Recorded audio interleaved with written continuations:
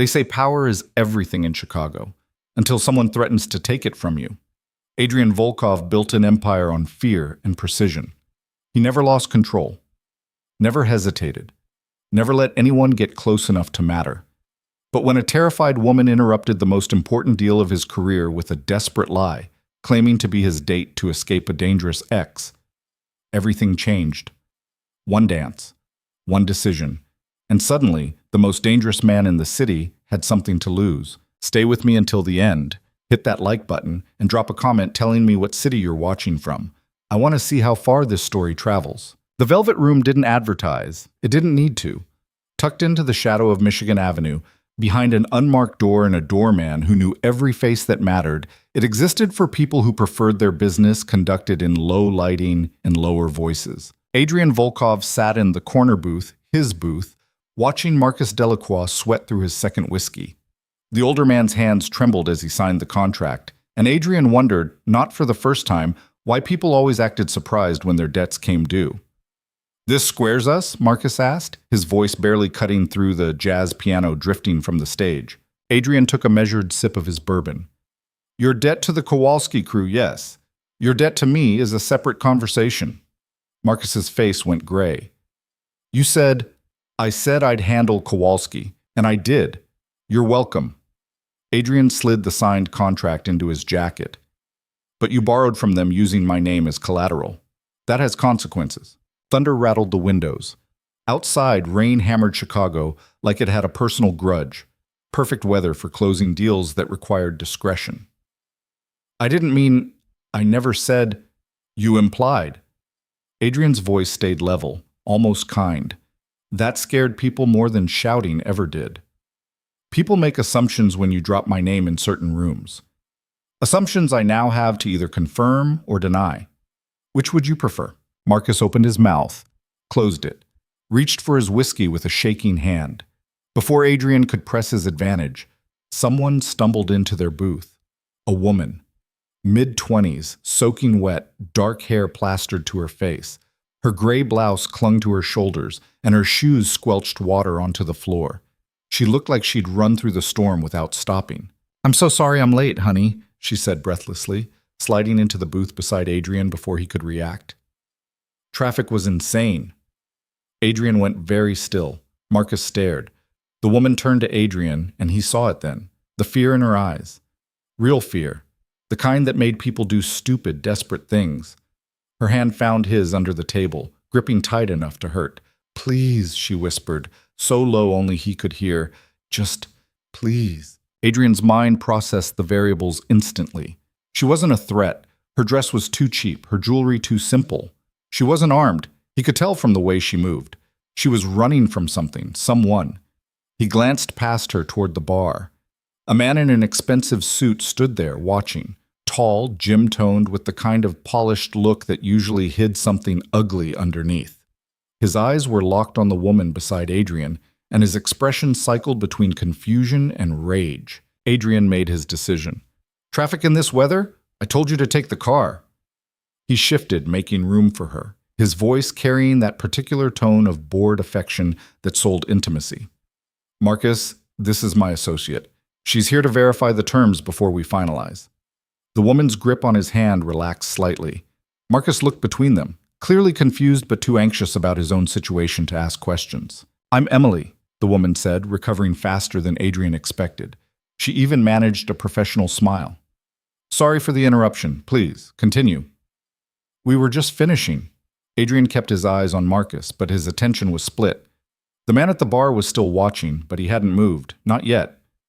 "Marcus was just explaining how he plans to earn back my trust." Marcus swallowed hard. "I'll do whatever you need. I swear." "Good. My people will contact you with details." Adrian's tone made it clear the conversation was over.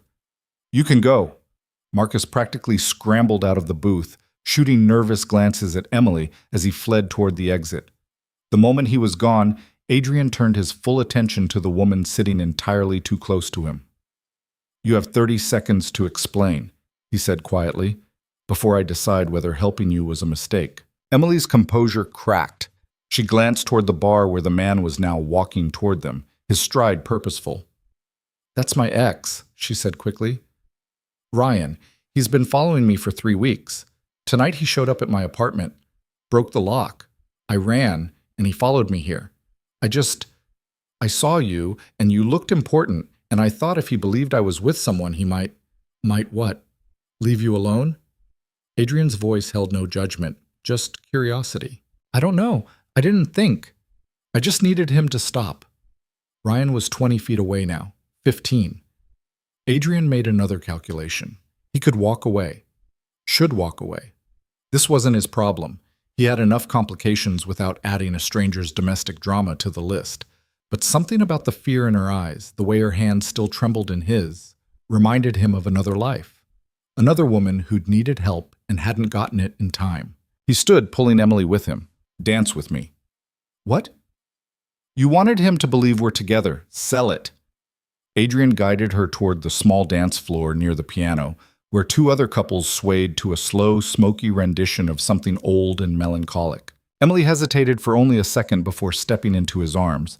She was stiff at first, uncertain, but Adrian led with the kind of effortless confidence that came from years of navigating situations far more dangerous than a simple dance.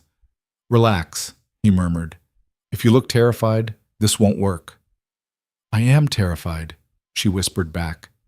Then pretend you're not. You asked a stranger for help in a room full of criminals. You're either brave or desperate. Either way, don't waste it. She laughed, a short, surprise sound, and some of the tension left her shoulders. You're really not what I expected. What did you expect? I don't know. Someone who'd tell me to handle my own problems. I still might. Adrian spun her gently, positioning them so he could see Ryan over her shoulder. The man stood at the edge of the dance floor, hands clenched, radiating barely controlled anger. But first tell me about him. The truth. Emily's breath hitched. We dated for 8 months. I ended it 3 months ago because he wanted to control everything. Where I went, who I talked to, what I wore. When I finally told him I was done, he said I didn't get to make that choice. And tonight? Tonight I came home and he was inside my apartment, waiting. He said we needed to talk about our future. Her voice dropped. He had flowers and zip ties in his jacket pocket. I saw them when he reached for me. Adrian's expression didn't change, but something cold settled in his chest. Did he touch you? I ran before he could. Ryan started toward them. Adrian adjusted his grip, pulling Emily closer, making the embrace look more intimate than protective. When he gets here, Adrian said softly, follow my lead. Don't argue. Don't contradict. Just look at me like you trust me. I don't know you.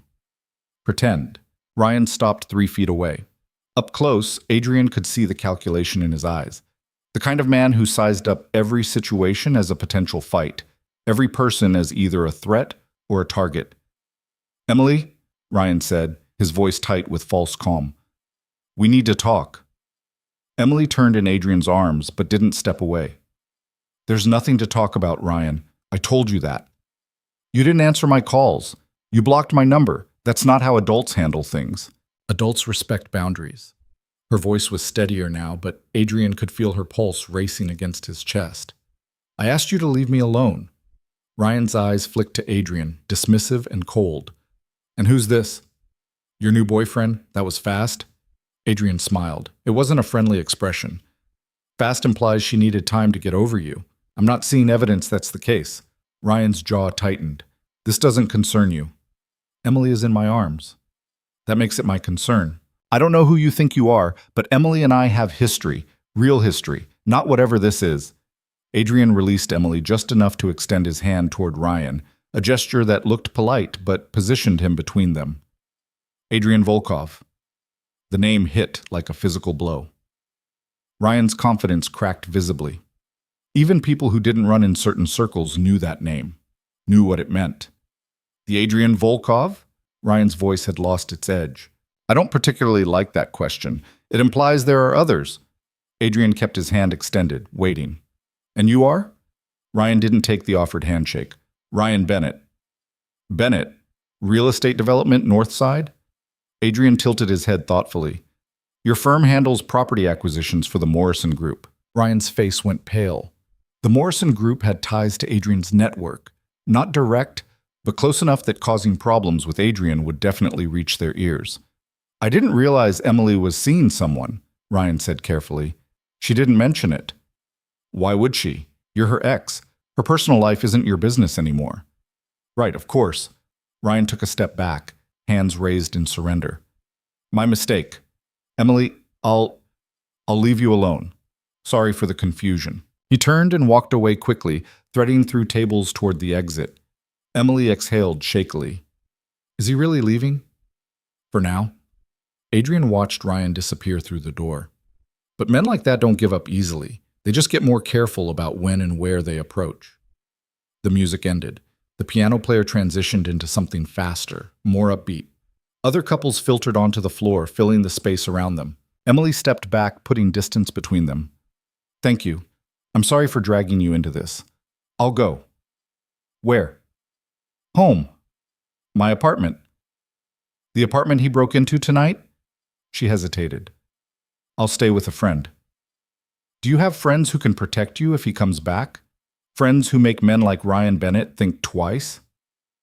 Emily's expression hardened. I can't ask for more help. You already did enough. I'm not offering out of kindness. Adrian pulled out his phone, typing quickly. I'm offering because I don't like unfinished business, and sending you home alone means this situation isn't finished. He'll escalate. Men like him always do. You don't know that. Yes, I do. Adrian's voice was flat, certain. He showed up at your apartment with zip ties, Emily. That's not a man who wants to talk. That's a man who's decided you're his property, and he's taking you back whether you agree or not. The truth of it settled over her face, the fear she'd been pushing down rising back to the surface. I don't have anywhere else to go, she admitted quietly. My friends are great, but they can't handle someone like Ryan, and I can't afford a hotel that he won't find. Adrian's phone buzzed. He glanced at the screen, then pocketed it. My car is outside. I'm taking you somewhere safe for tonight. Tomorrow, we'll deal with Ryan Bennett permanently. Why would you do this? Because I'm in a position to help, and you asked. That's rare enough to be worth something. He gestured toward the exit. Unless you'd rather take your chances with whatever he's planning next. Emily looked toward the door, then back at Adrian. Whatever she saw in his face seemed to settle something in her. Okay, she said, but just for tonight. Adrian's car was exactly what Emily expected. Black, expensive, and currently being guarded by a man built like a brick wall wearing a suit that probably cost more than her monthly rent. Victor, Adrian said by way of introduction. He'll follow us. Insurance. Victor nodded once, his expression suggesting he'd seen and done things that made normal people nervous. Emily decided not to ask questions. The drive took them out of downtown, through neighborhoods that got progressively quieter and more expensive. Adrian didn't speak, his attention on his phone as he typed messages and made calls that consisted mostly of single-word responses. Emily watched rain streak across the window, her mind cycling through everything that had happened in the last hour. She'd interrupted a meeting between Adrian Volkov, a man whose reputation preceded him in ways that made the news cycle carefully avoid his name, and some desperate businessmen. She'd lied to a Mafia boss. She'd danced with him, and now she was in his car being driven to an unknown location. This was insane. Second thoughts? Adrian asked without looking up from his phone. About 100 of them. Good, means you're thinking clearly. He finally put the phone away, turning his attention to her. Tell me about the zip ties. Emily flinched. What? You saw them in his pocket. How did you get close enough to see that without him noticing you'd seen them? I didn't. Not at first. He tried to hug me when I came in. That's when I saw them. He pulled back when I went stiff, realized I'd noticed. That's when I ran. Where does he work? Bennett Development. He's the VP. Family business? His uncle owns it. Adrian nodded slowly, processing. Security at your apartment? A regular lock and a doorman who's usually asleep by 9. He broke the lock. Did he break the door? Just jimmied the lock. The door looked fine. Experienced then, or he planned this enough to bring tools. Adrian's expression was thoughtful, distant. What do you do for work, Emily? The question surprised her. I restore damaged art. Paintings mostly. I work for a private conservation studio downtown. Interesting work. It pays the bills. Barely. And Ryan knew where you worked? Of course, we dated for 8 months. Does he have keys to your studio? Emily's stomach dropped. No, I never gave him. She stopped. But I kept a spare in my apartment, in my desk drawer, which he had access to tonight. You think he'll go there? I think he'll go wherever you might run to. Work, friends, family. Anywhere that feels safe. Adrian pulled out his phone again. Give me your studio's address. Emily recited it, watching as Adrian sent another message. What are you doing? Making sure he doesn't have access to another place you care about. The car turned onto a tree-lined street where the houses sat back from the road behind gates and tall hedges. They stopped in front of a modern townhouse, 3 stories of clean lines and dark windows. Victor pulled up behind them as Adrian opened Emily's door. Inside, the house was exactly what Emily expected. Minimalist, expensive, and almost aggressively impersonal. No photos, no clutter, just clean surfaces and furniture that looked like it came from a catalog titled How Rich Men Live When They're Never Home. Guest room is upstairs, second door on the left, Adrian said, shrugging out of his jacket. Bathroom is across the hall. You'll find clothes in the closet that should fit well enough for tonight. You keep women's clothes in your guest room? I keep options for unexpected guests. Gender isn't usually relevant to the situation. He loosened his tie, and for the first time since she'd crashed into his booth, he looked almost tired.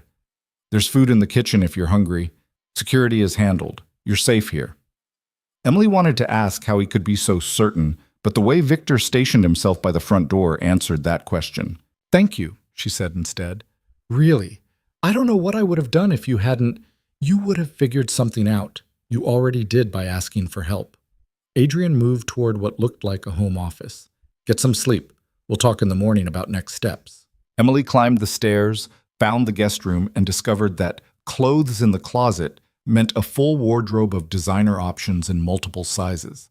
She picked out a t-shirt and sweatpants that were only slightly too big and sat on the edge of the bed. Her phone buzzed, a text from an unknown number. I saw you leave with him. I know who he is. Do you? Do you know what kind of man you just trusted? Call me. Let me explain. I can protect you from him. Emily's hands shook. She blocked the number, then turned off her phone entirely. Outside, thunder rolled across the sky. Inside, she was safe in a stranger's house, protected by a man whose reputation suggested he was exactly the kind of danger Ryan warned about. But Ryan had been the one waiting in her apartment with zip ties. Emily lay back on the bed, staring at the ceiling, and wondered which choice would haunt her more. Adrian stood in his office, looking at the file Victor had sent over. Ryan Bennett's background check painted a predictable picture. Privileged upbringing, mediocre grades bought with family money, a string of short-term relationships that ended abruptly. 3 ex-girlfriends, 2 restraining orders filed and then mysteriously dropped, 1 sealed police report from his college years. Want me to make him disappear? Victor asked from the doorway. No. Adrian closed the file. That's too easy and too visible. So what's the play? Adrian considered the question. He could do what Victor suggested, have Ryan dealt with permanently. But that created complications. Questions.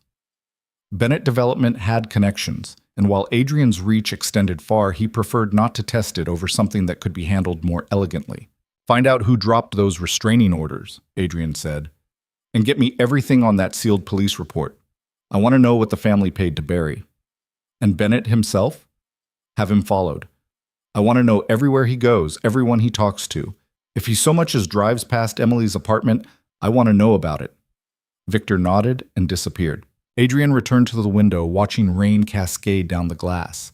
He'd meant what he said earlier. He didn't do this out of kindness. He did it because the situation offended his sense of order, because men like Ryan Bennett operated on the assumption that money and family connections meant they could do whatever they wanted without consequences. Adrian had built his entire empire on teaching people that assumption was wrong. His phone rang. Marcus Delacroix. I signed your contract, Marcus said without preamble. We're square now, right? About that, Adrian said. I need a favor. What kind of favor? The kind that squares your debt and earns you some breathing room. Interested? What do you need? Information on Bennett development, specifically on Ryan Bennett. Everything you can find about their business practices, their financial backers, their current projects. I want to know where the bodies are buried. There was a pause. Why? Because I'm asking. That's all you need to know. Fine. I'll have something for you by morning. Adrian hung up and stood in the dark, watching the storm rage outside.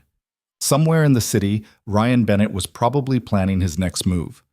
Probably convincing himself that Emily would come back once she realized her mistake. Probably still thinking he had control.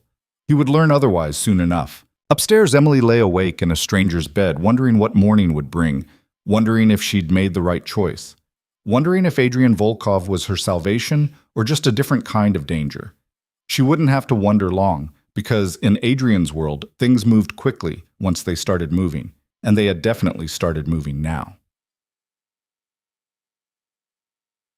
Emily woke to sunlight streaming through unfamiliar windows and the smell of coffee drifting from somewhere downstairs. For a disorienting moment, she forgot where she was. Then it all crashed back. Ryan, the apartment, the velvet room, Adrian Volkov. She found her phone. 8 missed calls from Ryan's number, plus texts from 3 different numbers she didn't recognize, all of them variations of the same message. We need to talk. This is a misunderstanding. You're making a mistake. The last one was different. He's dangerous, Em. Whatever he told you, he's lying. I'm trying to protect you. Emily deleted them all and headed downstairs. Adrian sat at a kitchen island that looked like it belonged in an architecture magazine, reading something on his tablet while drinking coffee from a mug that probably cost more than her weekly grocery budget. There's coffee in the pot, he said without looking up, and breakfast in the oven if you're hungry. Emily poured coffee, found pastries and fruit arranged on a plate in the warmer, and sat across from him. Do you always feed people you rescue? I don't usually rescue people. You're a special case. Lucky me. Adrian finally looked up. You look rested. Good. We have a busy day. Doing what? Dealing with your Ryan Bennett problem. He slid the tablet across to her. It showed a police report from 6 years ago.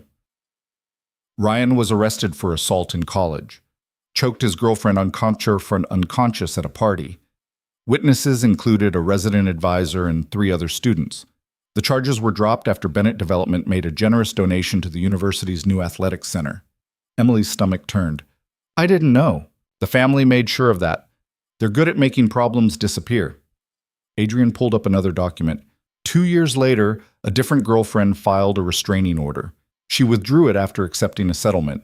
No details on record about what prompted it, but the settlement was substantial enough to suggest it wasn't frivolous.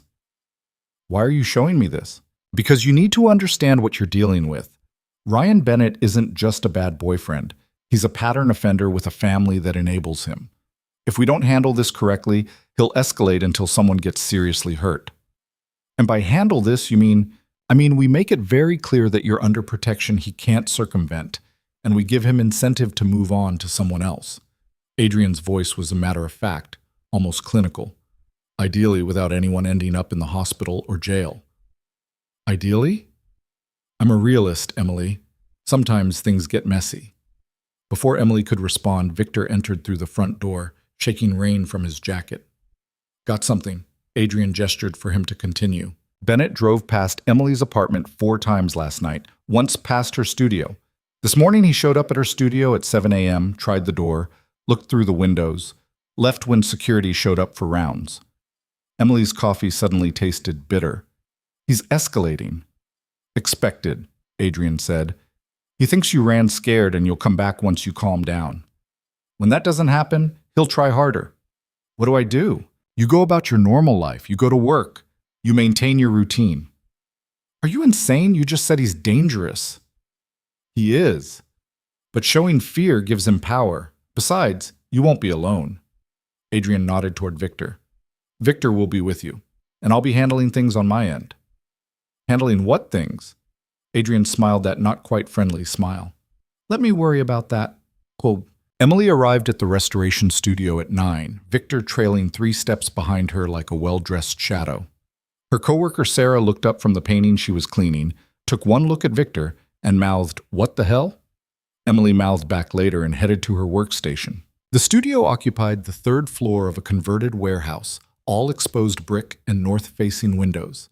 It smelled like linseed oil and old canvas, a smell Emily usually found comforting. Today, it just reminded her that Ryan knew where she worked. She pulled out the painting she'd been restoring, an 18th century landscape damaged by water and time. Normally, she could lose herself in the meticulous work of cleaning and repairing. Today, her hands shook too much to trust herself with delicate brushwork. "Okay, Spill," Sarah said, appearing at her elbow. "Who's the bodyguard?" "Long story. I've got all day." Emily glanced at Victor, who stood near the door, somehow managing to look both relaxed and intensely alert. "Ryan showed up at my apartment last night." Sarah's expression darkened. She'd been the one who helped Emily pack up Ryan's stuff when they broke up, who'd listened to hours of Emily processing the relationship, who'd celebrated when Emily finally ended it. "Please tell me you called the police." "I did something different," Emily explained the previous night in broad strokes, leaving out some of the more alarming details. Sarah listened, her eyes getting progressively wider. "Let me get this straight," Sarah said when Emily finished. "You asked Adrian Volkov to pretend to be your boyfriend, and he just agreed? And took me to his house, and assigned me a bodyguard. Emily, do you know who Adrian Volkov is?" "I'm getting that a lot." "He's not some random rich guy. He's—" Sarah lowered her voice, glancing at Victor. "He's connected. Like, seriously connected. People don't say no to him."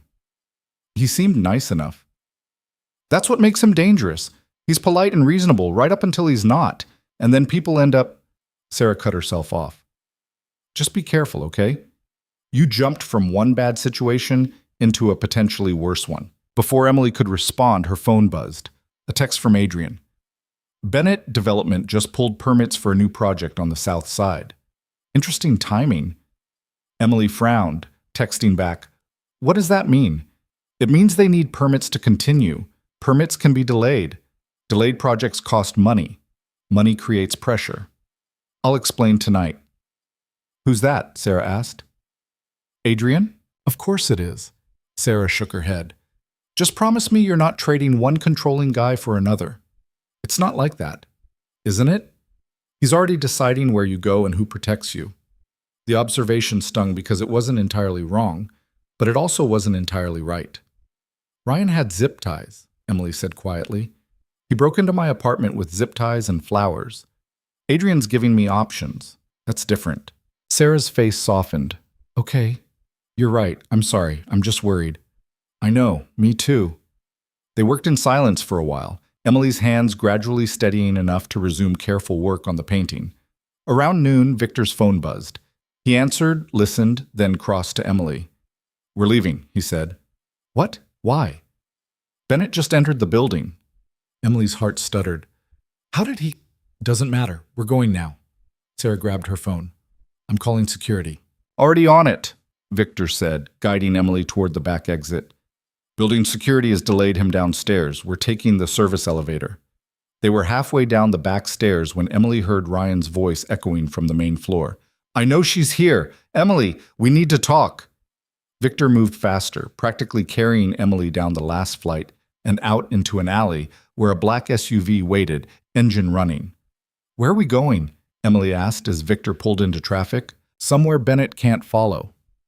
Her phone rang. Adrian. "Are you with Victor?" he asked without preamble. "Yes." "Good. Change of plans. Bennett's forcing our hand faster than I expected. We're moving to containment." "Containment? I'll explain when you get here. Victor knows where to go." The line went dead.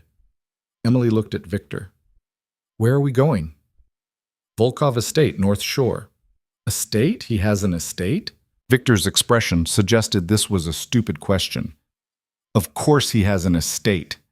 The Volkov estate sat on 10 acres of lakefront property, hidden behind gates and walls that looked decorative, but Emily suspected were far more functional. The house itself was a blend of old-world elegance and modern security. Cameras on every corner, guards stationed at strategic points, windows that probably cost more than Emily's car. Adrian met them in what he called the East Sitting Room, though Emily would have called it a library that doubled as a war room. Maps and documents covered a large table. Two other men stood nearby, both wearing the same brand of expensive suit and watchful expression as Victor. "Emily," Adrian said, "thanks for coming." "Did I have a choice?" "Of course. But I'm glad you made this one." He gestured to the table. "We have a situation. Ryan Bennett is accelerating faster than anticipated. He's no longer trying to hide his behavior, which means he's either desperate or he's decided the consequences don't matter. Either way, we need to adjust our approach." "What approach?" "You never actually told me what the plan was." "The plan was to make him understand you're protected and convince him to move on. That relied on him being rational. This morning's display suggests rationality is off the table." One of the other men spoke up. "He made a scene at her studio, threatened security when they tried to remove him. He's not hiding anymore." Adrian nodded. "Which means we need to either give him what he wants or take away his ability to chase it." Emily's throat went dry. "What does that mean?" "It means we have options. None of them perfect." Adrian pulled out a chair, gestured for Emily to sit. "Option 1. You disappear for a while. New city, new job, new life. I have resources that can make that happen cleanly. You want me to run away. I want you to survive. Running isn't cowardice if it keeps you alive." "What's option 2? "Option 2 is we make Ryan Bennett's life complicated enough that he doesn't have time or resources to chase you. We pull permits on his projects, we audit his company, we make sure every business dealing he's involved in gets scrutinized until he's too busy fighting fires to light new ones." "That's intense. It's also temporary. Eventually he'd work through it and come back."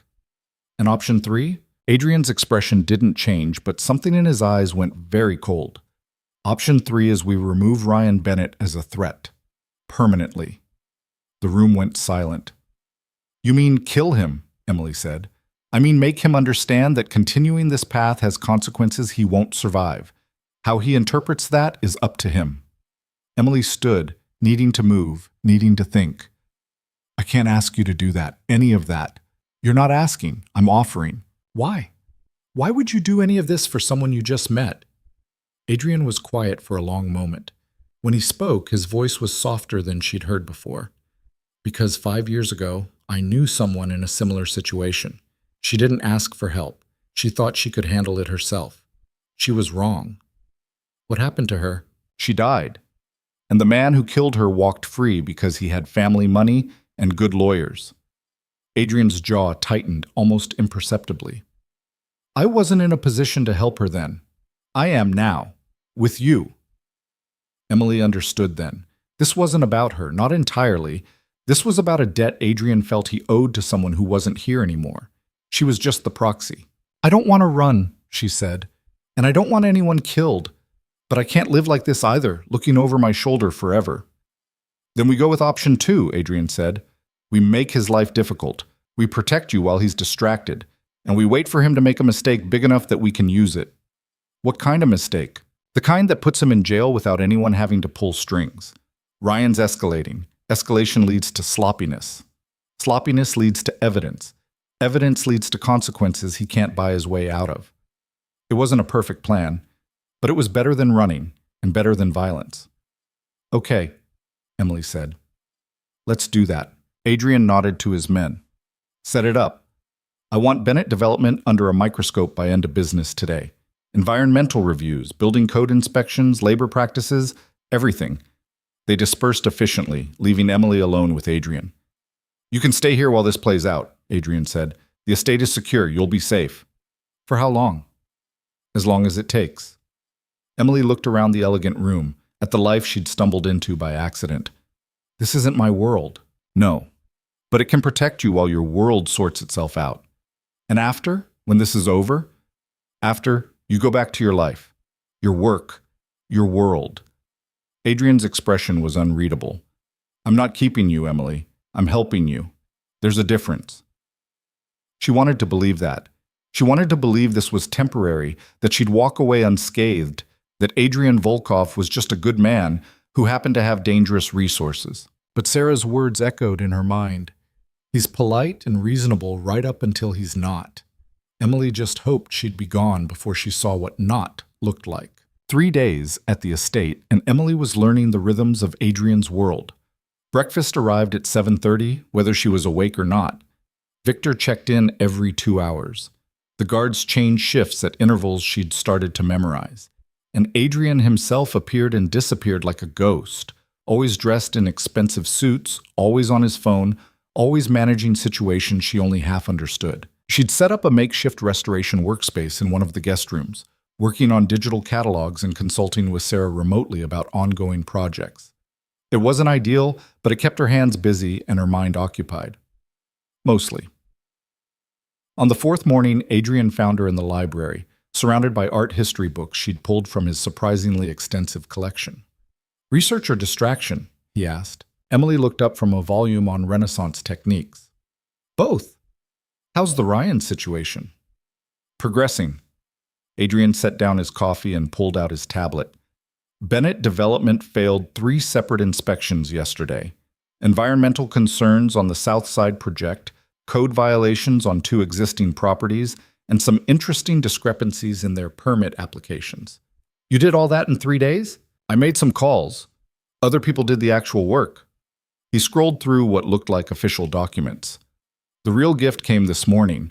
Ryan's uncle, the one who owns the company, is not happy.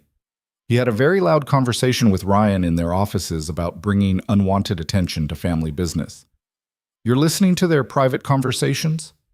Adrian's expression suggested this was another stupid question. "How else would I know what they're saying?" "That's illegal."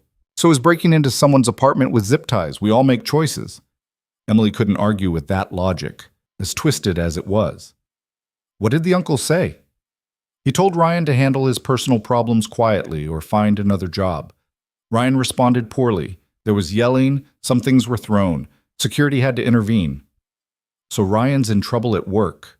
That doesn't stop him from coming after me." "No, but it divides his attention. A man fighting fires at work has less energy for stalking his ex." Adrian sat across from her, and for the first time since this started, he looked almost tired. "These things take time, Emily. I know that's frustrating. What I don't understand is why you're spending this much time on it. You have an entire empire to run. Why dedicate resources to one woman's stalker ex?" Adrian was quiet for a moment, his fingers drumming on the armrest, the first nervous gesture she'd seen from him. "I told you about the woman who died." "You said you knew her." "Her name was Irina. She was my cousin." Adrian's voice stayed level, but something in his eyes shifted. "She got involved with someone who seemed charming at first. By the time she realized what he was, she was in too deep. She tried to leave. He made sure she never got the chance." Emily's chest tightened. "I'm sorry. The family wanted to handle it the traditional way, make him disappear. But Irina wouldn't have wanted that. She believed in systems, in justice. So we tried it her way. Restraining orders, police reports, evidence." Adrian's laugh was bitter. "His family had better lawyers, better connections. He walked. Irina's death was ruled an accident. That's not justice." "No, it's not." Adrian met her eyes. "So when I see someone in a similar situation, I don't wait for the system anymore. I become the system." Emily understood then. This wasn't about her at all. She was a second chance, a way for Adrian to rewrite an ending he couldn't change.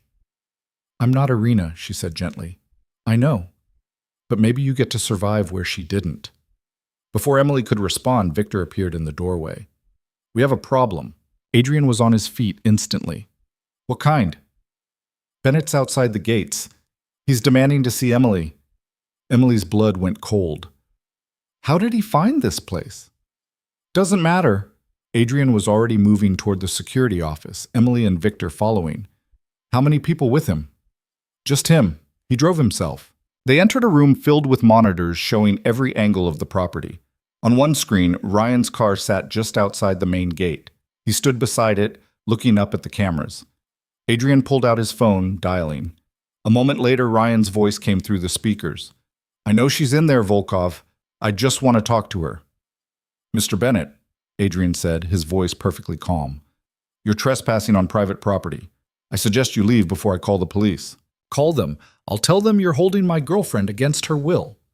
"Emily isn't your girlfriend. She hasn't been for 3 months. And she's here voluntarily." "Let me talk to her then. If she tells me herself to leave, I will." Adrian looked at Emily. Your choice? Emily stared at Ryan on the screen. Even through the camera, she could see the tension in his shoulders, the way his hands kept clenching and unclenching. He looked like he hadn't slept, like he was barely holding it together. If I talk to him, he'll leave? She asked. He says he will. Whether that's true is another question. Emily made a decision she immediately questioned. Put me on speaker. Adrian raised an eyebrow but complied, holding out his phone. Ryan, Emily said, proud that her voice didn't shake. You need to leave. Em, thank God. Listen, I know you're scared, but you don't understand what you've gotten into. Volkov is dangerous. Whatever he's told you, whatever he's promised, he's protecting me from you, Ryan. That's what he's doing. Protecting you? He's isolating you. That's what abusers do, Em. They separate you from your friends, your life, make you dependent on them. The irony wasn't lost on Emily. You broke into my apartment. You had zip ties. For the moving boxes. I was going to help you organize. I brought supplies. You're lying. Ryan's voice cracked.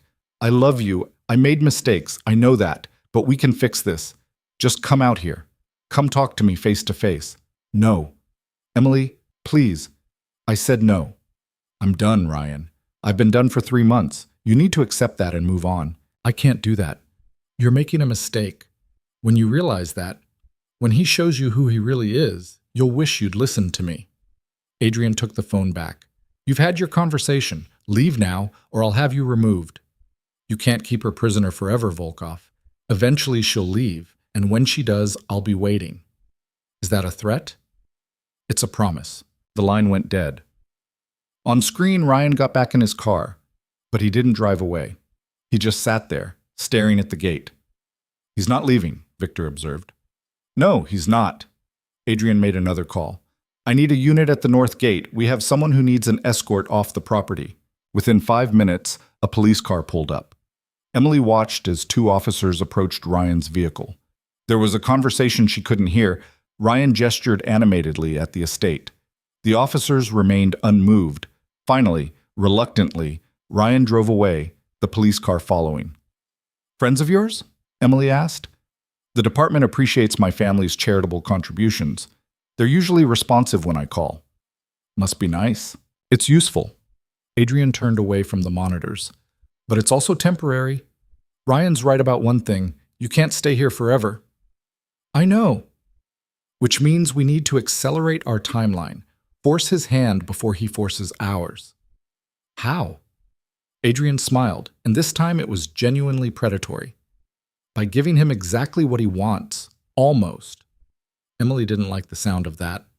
Explain. Tonight you're going back to your apartment. Are you insane? He just... With protection. Visible protection. And you're going to post about it on social media. Make it public that you're moving on with your life, that you're not hiding. That'll set him off. Exactly. He'll react.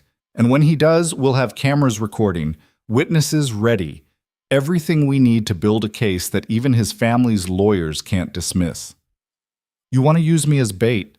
I want to give you your life back. This is how we do it. Emily thought about her apartment, sitting empty for days. Her studio, where she'd been working remotely because showing up in person felt too risky. Her life, on pause because one man couldn't accept rejection. What if something goes wrong? Then Victor will be there, and so will I. Adrian's voice was steady, certain. I won't let him hurt you, Emily. That's a promise. Emily wanted to believe him. More than that, she was tired of being afraid. Tired of running. Tired of letting Ryan dictate her choices. Okay, she said. Let's do it. Victor looked skeptical. This is a bad idea. Most of my ideas are, Adrian said. That's why they work. That evening, Emily returned to her apartment for the first time since running out in the rain. Victor went in first, checking every room, every window, every possible entry point. When he gave the all clear, Emily stepped inside. Everything was exactly as she'd left it. The desk drawer still open where she'd grabbed her keys. The flowers Ryan had brought still sitting on the kitchen counter, wilted and dead. The door lock had been replaced with something that looked military grade. Courtesy of Volkov, Victor said when he noticed her looking at it. New locks on all entry points, cameras in the hallway, panic button by your bed. He's thorough. He's careful. There's a difference. Emily pulled out her phone and did what Adrian had suggested, posted a photo of herself in her apartment with a caption about getting back to normal life. Within minutes, her phone started buzzing with responses from friends and coworkers. Sarah called immediately. "Are you sure about this?" Sarah asked. "Coming back so soon?" "I can't hide forever." "You could hide a little longer, like until Ryan moves to another country." "That's not a real solution. Neither is painting a target on yourself." Emily couldn't argue with that, but she also couldn't explain the real plan without sounding insane. "I'll be careful. I promise." After hanging up, Emily tried to settle into normal evening routines. She made tea. She changed into comfortable clothes. She sat on her couch and pretended everything was fine. Victor stationed himself by the window, practically invisible despite his size. "You don't have to stay in here with me," Emily said. "I know you'd rather be in the hallway." Adrian's orders are to stay within 10 feet. I'm already pushing it at this distance. Does he always micromanage like this? Only when he cares about the outcome. Emily wasn't sure how to interpret that. "How long have you worked for him?" 8 years. "Do you like it?" Victor considered the question. "It's not about liking. It's about loyalty. Adrian's the kind of man who inspires that." "Because he's scary?" "Because he keeps his promises, good and bad." Victor's attention never left the window. "You asked him for help. He gave it. That's not something everyone would do." "He's doing it for his cousin. He's doing it because it's right. Irina's just the reason he knows the difference." Before Emily could ask what that meant, Victor's phone buzzed. He glanced at it, then stood. "Bennett's in the building." Emily's heart stuttered. How did he get past the doorman? Probably told them he was visiting someone else. He's on the elevator now. What do? We wait, and we record. Victor pulled out his phone, started a video. When he knocks, answer through the door. Don't open it. Make him say whatever he's going to say out loud. The elevator dinged down the hall. Footsteps approached. Then knocking, hard and insistent. "Emily, I know you're in there. I saw your post." Emily moved to the door, her legs unsteady. "Go away, Ryan. We need to talk, face to face." "No, we don't. I already told you. We're done." "You don't mean that. You're scared. That's okay. I understand. But you need to let me in so we can discuss this like adults." "I'm not letting you in." "Emily," his voice changed, got softer, more dangerous. "I've been patient. I've tried to be understanding, but this is getting ridiculous. You're my girlfriend. We're going to work this out whether you like it or not." "I'm not your girlfriend. I haven't been for months. That's what you think. But we both know you'll come back. You always do." Emily's hands shook. She wanted to scream, to tell him everything she'd been holding back for months. But Victor shook his head slightly. "Keep him talking." "Why can't you just accept this, Ryan? Why can't you move on?" "Because we're meant to be together. I've invested too much in this relationship to let you throw it away over nothing. You broke into my apartment. I was worried about you. You had zip ties. For the boxes. How many times do I have to explain that? You're lying. You've been lying since the day we met, and I'm done." The door handle rattled. Ryan was trying to force it. "Let me in, Emily." "No. Let me in." The door shuddered as he threw his weight against it. The new lock held, but Emily stumbled backward. Victor was already on his phone. "We need security at Emily Carter's apartment, now." The pounding continued. Ryan's voice rose, alternating between pleading and threatening. "You think Volkov cares about you? You're just another problem to him, another file to manage. But I love you, Em. I'm the one who actually loves you." "You don't love me. You love controlling me. There's a difference. Open this door." "No!" Sirens wailed outside. The pounding stopped abruptly. Emily heard running footsteps, then voices in the hallway. Security had arrived. Victor ended his recording. "Got it all. Audio and video. That's assault, terroristic threats, and attempted breaking and entering." Emily slid down the wall, her whole body shaking. "Is it over?" "Not yet, but it's closer." 20 minutes later, Adrian arrived. He found Emily on the couch, wrapped in a blanket Victor had provided, while police officers took her statement. "I'm fine," Emily said before Adrian could ask. "He didn't get in." "I know. Victor sent me the video." Adrian sat beside her, and for the first time since they'd met, he looked genuinely angry. He escalated faster than I expected. What happens now? Now we press charges, restraining order. The video gives us everything we need. One of the officers, an older woman with tired eyes, closed her notebook. Miss Carter, I'm going to be honest with you. Restraining orders are just paper. They work great until they don't. Do you have somewhere safe you can stay while this gets processed? Emily looked at Adrian. He nodded. She does, he said. After the police left and the building security had been thoroughly briefed on Ryan being banned from the property, Adrian drove Emily back to the estate. Victor followed in a separate car, already on the phone coordinating next steps. I'm sorry, Emily said as they pulled through the gates. This was supposed to prove he'd back off. Instead, he's getting worse. It proved exactly what we needed, that he's dangerous and unstable. Now we have documentation. Adrian's grip on the steering wheel was tight enough to whiten his knuckles. But you're right. He's escalating beyond what intimidation can contain. What does that mean? Adrian didn't answer until they were inside, the doors locked, security protocols engaged. Then he turned to face her, and Emily saw something in his expression she hadn't seen before. Real concern. It means we move to option 3, he said quietly. You mean... I mean we make Ryan Bennett understand that his choices have permanent consequences, and we make sure he never has the opportunity to hurt you or anyone else again.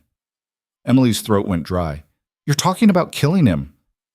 I'm talking about removing a threat that can't be managed any other way. No. The word came out stronger than Emily expected. I won't be responsible for someone's death. I don't care how much he scares me. Even if it means spending the rest of your life looking over your shoulder? Even then, Adrian studied her face for a long moment. Whatever he saw there seemed to satisfy something. Then we find another way. What other way is there? I don't know yet, but I'll figure it out. He moved toward his office, then paused. Emily, for what it's worth, I'm glad you said no. It means you're still you. This hasn't broken you.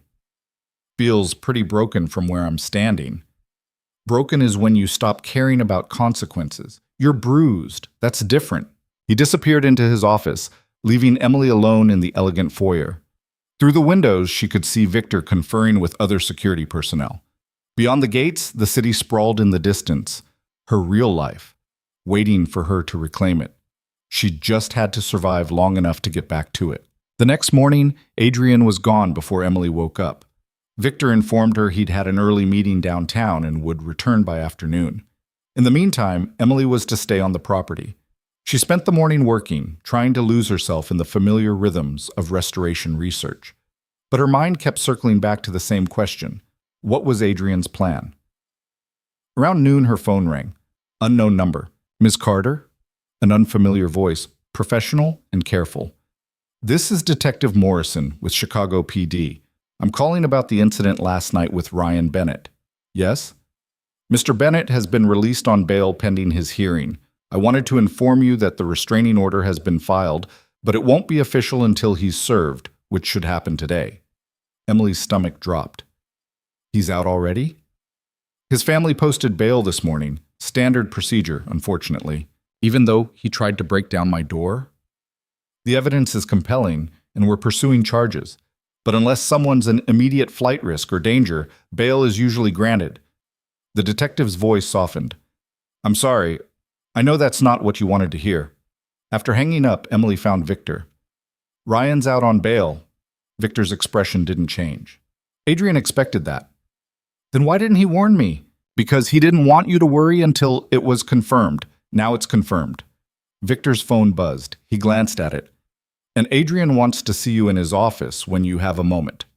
Emily found Adrian at his desk, surrounded by documents and looking more disheveled than she'd ever seen him.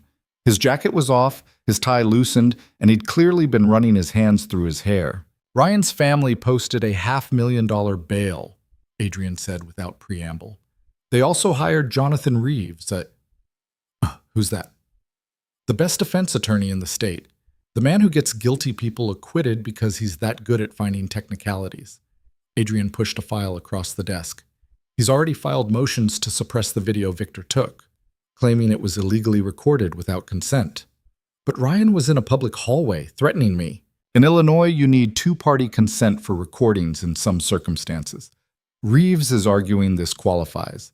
He'll probably lose, but it'll delay the trial for months. Emily sank into a chair. So even with evidence, he might walk. The criminal case is progressing, but it's slow, and Ryan knows it. Adrian pulled up something on his computer, turned it to face her. He posted this an hour ago. It was a social media post from Ryan's account. A photo of Emily from their dating days, smiling at the camera. The caption read, "Missing my girl. Can't wait until all these misunderstandings get cleared up and we can be together again. Love you, Em." Emily felt sick. He's acting like we're still together, like none of this happened. He's establishing a narrative. If this goes to trial, his lawyers will paint him as a devoted boyfriend being kept from his girlfriend by outside interference. Me, specifically. That's insane. That's strategy. Adrian closed the laptop, which is why we need to change tactics again. I'm almost afraid to ask. Bennett Development is about to have some serious problems. The kind that require Ryan's uncle's full attention. The kind that might make him reconsider having his nephew around, creating additional complications. You're going after his family? I'm going after their business. There's a difference. Adrian pulled up another document. 3 of their current projects involve properties with disputed ownership claims. Claims that are about to get significantly more credible. You're fabricating evidence? I'm uncovering evidence that was previously overlooked. Whether it's credible enough to halt construction is up to the courts. Emily should have been horrified, should have protested, but all she felt was tired. What happens when Ryan figures out you're behind this? He already knows I'm behind it. That's the point. I want him focused on me, fighting me, burning through his family's money and patience. Every dollar they spend on lawyers for business disputes is a dollar they're not spending on his criminal defense. You're trying to bankrupt them. I'm trying to make keeping Ryan out of prison more expensive than cutting him loose. His uncle is a businessman. Eventually he'll do the math. It was ruthless. Calculated. Exactly what Emily expected from someone with Adrian's reputation. It was also probably the only thing that would work. How long will this take? She asked. Weeks? Maybe months? Adrian's expression softened slightly. I know that's not what you want to hear. No, but it's better than the alternative. The alternative being option 3, which I still won't agree to. Adrian nodded slowly. Good. Keep holding that line. It matters. Emily left his office more confused than ever.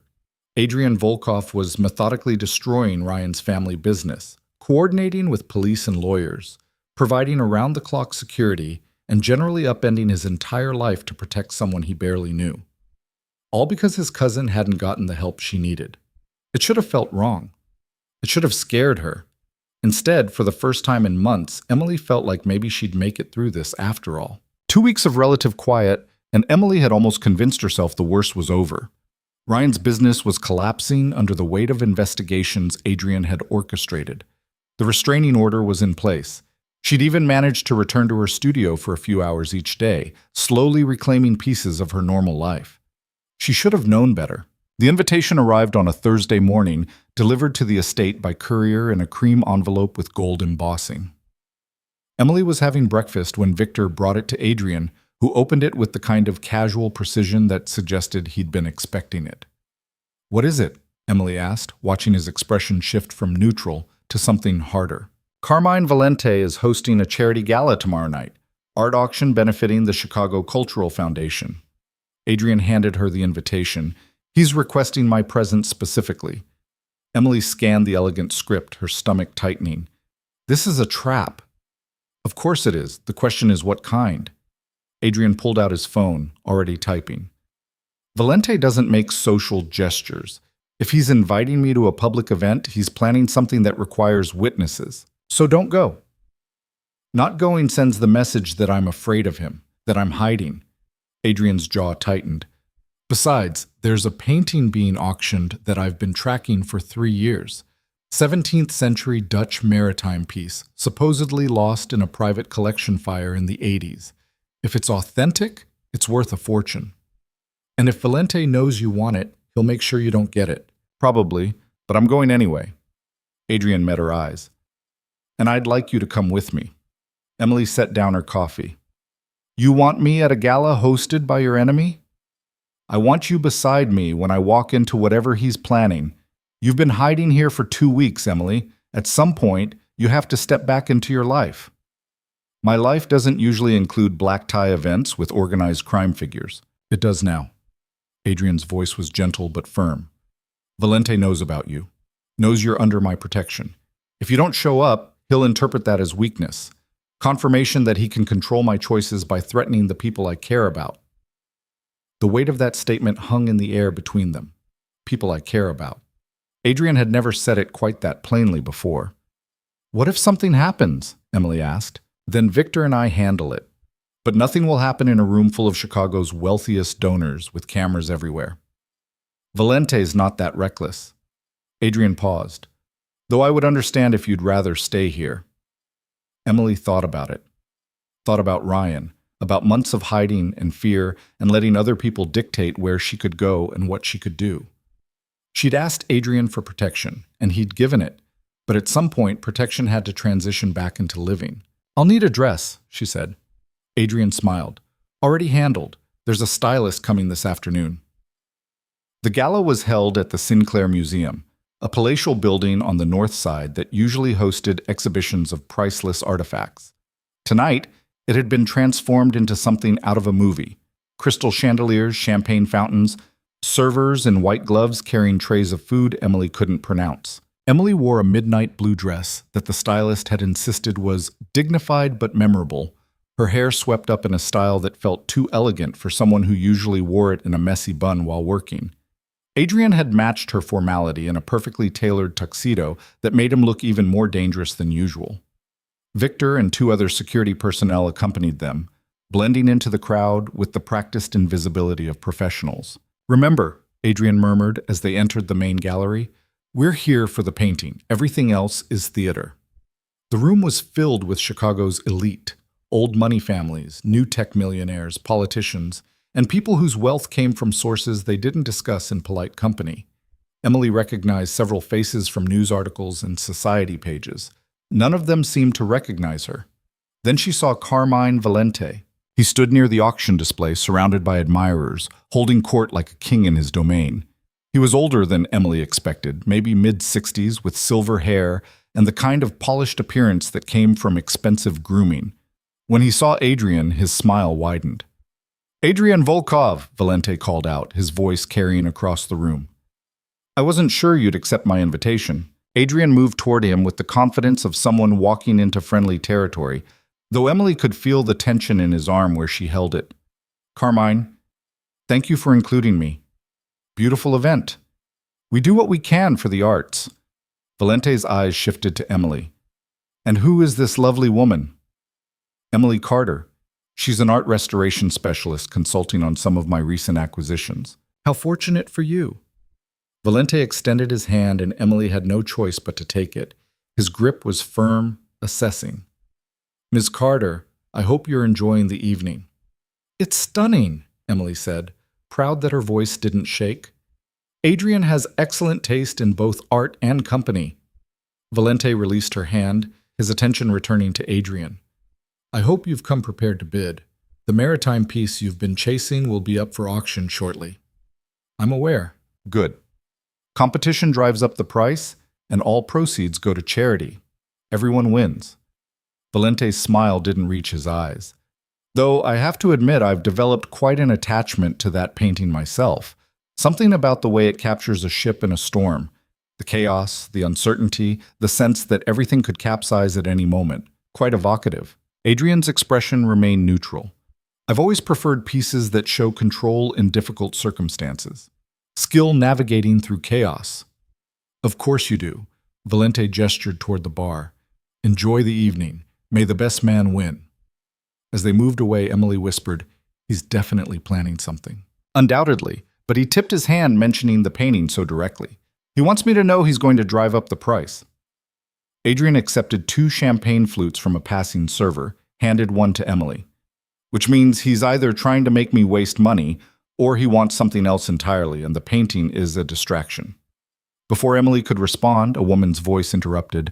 Adrian Volkov, it's been too long. Emily turned to see an elegant woman in her 40s, wearing diamonds that probably cost more than Emily's car.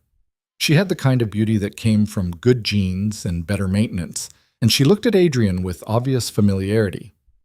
"Isabel," Adrian said, his tone careful. "I didn't know you'd be here. I'm on the foundation board. Of course I'm here."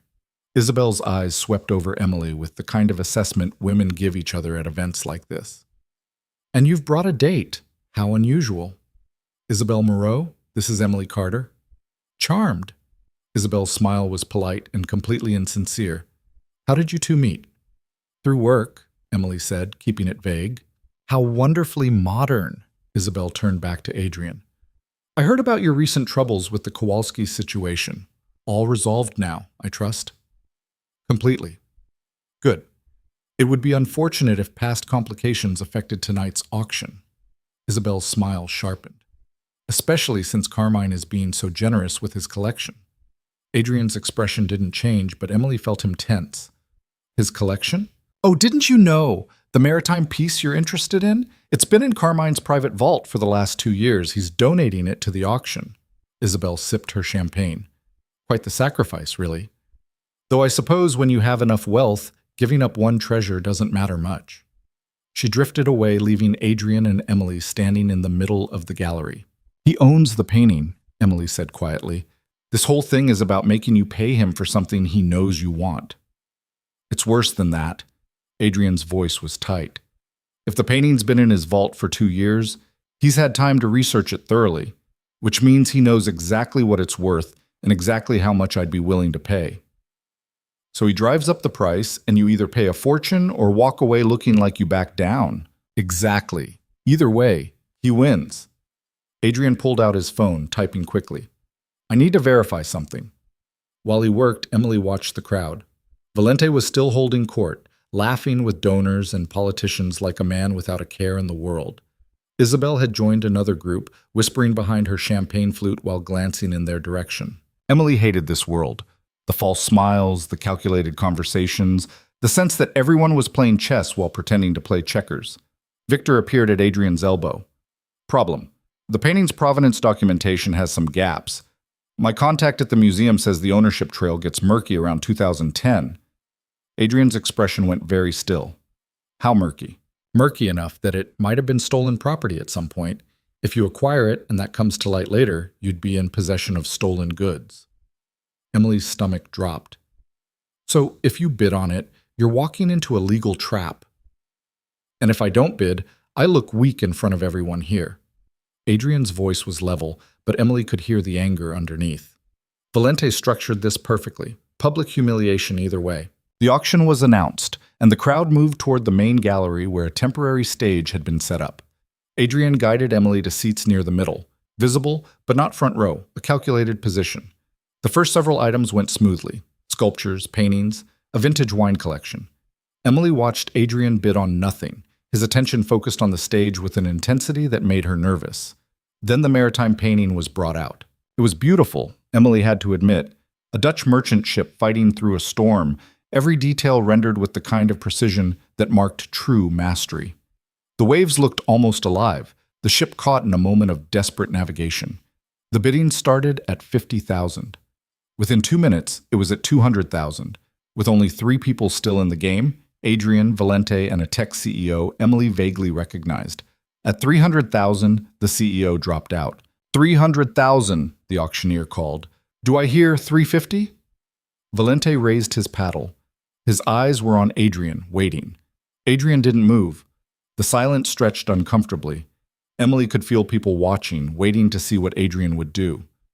350 going once, the auctioneer said. Adrian remained still, going twice. Emily grabbed Adrian's hand under the table, squeezing tight. This was it, the moment where he either walked into Valente's trap or backed down publicly. Adrian stood. The room went silent. "I withdraw from bidding," he said clearly, his voice carrying. "The provenance on this piece is questionable. I won't participate in the potential acquisition of stolen property, even for charity." The room erupted in whispers. Valente's expression flickered, surprise, then anger, then something calculating. "Mr. Volkov," the auctioneer said nervously, "are you suggesting—" I'm suggesting the ownership history of this painting has significant gaps that should be investigated before it changes hands. I'd be happy to provide documentation to support that concern. Adrian looked directly at Valente. Unless Mr. Valente can provide clear provenance showing legitimate ownership since 2010, Valente's smile was frozen. The piece was authenticated by experts. Authentication confirms age and artist. It doesn't confirm legal ownership. Adrian pulled out his phone, held it up. I have 3 separate sources indicating this painting was reported stolen from a private collection in Amsterdam in 2012. If that's accurate, selling it tonight would make everyone involved complicit in trafficking stolen goods. The whispers became a roar. The auctioneer looked panicked. Valente's face had gone rigid with barely controlled fury. "This is slander," Valente said, his voice sharp. "It's due diligence. If I'm wrong, the documentation will prove it. If I'm right, you just tried to use a charity auction to sell stolen property." Adrian's voice stayed level, almost kind. "Either way, I think we should pause the sale until proper verification can be completed." The museum director appeared, looking like she wanted to disappear. After a hurried consultation with the auctioneer and several board members, she stepped to the microphone. "Ladies and gentlemen, out of an abundance of caution, we're going to postpone the sale of Lot 17 until we can verify the provenance. The auction will continue with the remaining items." The crowd's attention shifted immediately to the next piece, conversations picking up like nothing had happened. But Emily saw the way people looked at Valente now, uncertain, suspicious, wondering what else he might have tried to slip past them. Adrian had turned Valente's trap into Valente's embarrassment. They left during the next item, Victor and the security team creating a smooth exit that avoided most of the crowd. In the car, Emily finally let out the breath she'd been holding. "That was incredible," she said. "How did you know about the theft?" "I didn't, not for certain." Adrian's smile was sharp. "But I knew Valente wouldn't donate a genuinely valuable piece without a reason. So I had my people dig into the ownership history, found the gaps Victor mentioned, and made an educated guess that if the trail was murky, there was probably something illegal hiding in it." "You bluffed." "I made an informed accusation. There's a difference." Adrian's expression sobered. "But now Valente knows I'm willing to burn his reputation in public to protect myself. That changes the game." "Will he retaliate?" "Probably. But tonight wasn't about winning. It was about showing him I'm not an easy target." Adrian reached for Emily's hand. "And showing everyone else that crossing me has consequences." They drove back to the estate in comfortable silence, the city lights sliding past the windows. Emily thought about the evening, about watching Adrian navigate a social battlefield with the same precision he applied to business deals. She'd seen a different side of him tonight, not the protector who'd taken her in, but the strategist who'd built an empire on calculated risks and perfect timing. It should have scared her. Instead, she found it oddly reassuring. Whatever came next, Adrian knew how to fight battles on multiple fronts. She just hoped she was ready for what that would mean. The retaliation came faster than expected. Emily was at the estate library the next afternoon, working through catalogs when Victor appeared looking grim. "Turn on the news." She grabbed the remote, switched to a local station. What she saw made her stomach drop. A reporter stood outside the Sinclair Museum, microphone in hand, looking grave. Behind her, police cars and crime scene tape cordoned off the entrance. The painting in question, a 17th century Dutch maritime piece, was stolen from the museum overnight. Police are reviewing security footage, but early reports suggest this was a professional operation. Adrian Volkov, who questioned the painting's provenance at last night's gala, has not yet commented on the theft. Emily muted the TV. They're going to blame Adrian. They already are. Social media is going crazy with speculation that he arranged the theft to cover up his accusations. Victor crossed his arms. Valente's people are feeding the narrative, making it look like Adrian questioned the painting's legitimacy so he could steal it later. That's insane. That's effective. Victor's phone buzzed. Adrian's on his way back. He wants you to stay here until he arrives. Adrian appeared 20 minutes later, his expression carved from stone. He went straight to his office, Emily and Victor following. "The police want to question me about the theft," Adrian said, pulling up security footage on his computer. "They're calling it voluntary cooperation, but we all know what that means." "Do they have evidence?" Emily asked. "They have timing and motive. I publicly accuse Valente of possessing stolen property. The painting disappears overnight, and now I'm the obvious suspect. Adrian's jaw tightened. It's elegant. Even if they can't prove I did it, the suspicion alone damages my reputation. Emily moved to stand beside him, looking at the footage he'd pulled up. What's that? Security footage from the estate. Every entrance, every exit, time-stamped and archived. Adrian scrolled through the timeline. I can prove I was here all night, that my car never left the property, that no one came or went who shouldn't have. Will that be enough? It should be. But Valente doesn't need me arrested. He just needs me under investigation long enough to disrupt my business operations. Adrian stood, pacing. This is about more than the painting. This is about showing Chicago that I can be touched, that my reputation can be damaged. Victor's phone rang. He answered, listened, then cursed. The painting just showed up. Where? Adrian demanded. Your warehouse on the south side. Anonymous tip to the police. They're executing a search warrant now. Emily felt the world tilt. Someone planted it there. Of course they did. Adrian's voice was ice. Valente steals his own painting, plants it in my property, and calls the cops. I look guilty. He gets insurance money for a stolen piece, and I spend months fighting charges. Can you prove you didn't put it there? Warehouse has security, but it's not as comprehensive as here. If someone had the right access codes, they could get in and out without triggering obvious alarms. Adrian pulled out his phone. I need my lawyers. Now. The next 6 hours were a blur of phone calls and tense waiting. Adrian's lawyers arrived, grim-faced and carrying briefcases full of documentation. Police called requesting Adrian come in for questioning. The lawyers negotiated terms. Through it all, Adrian remained eerily calm, answering questions in measured tones, providing documentation, never showing the fury Emily knew was building underneath. She stayed close, feeling useless but unwilling to leave. At some point, Victor brought food that neither of them ate. Finally, around midnight, Adrian's head lawyer ended a call and turned to them. They're not arresting you, not yet, but they're continuing the investigation, and they've frozen access to the warehouse until they complete their search. How long? Adrian asked. Days, maybe weeks. Adrian nodded, his expression unreadable. After the lawyers left, he sat in his office chair staring at nothing. Emily approached carefully. What are you thinking? I'm thinking Valente just made a serious miscalculation. Adrian's voice was quiet, dangerous. He thinks this makes me look weak, but what it actually does is give me legal cover to tear apart his entire operation looking for proof he set me up. How? Because now this is a police matter, which means I can hire investigators, demand discovery, subpoena records, all the things I couldn't do when it was just business rivalry. Adrian's smile was cold. Valente weaponized the legal system against me. I'm about to do the same to him. Emily sat beside him. This is going to get worse before it gets better, isn't it?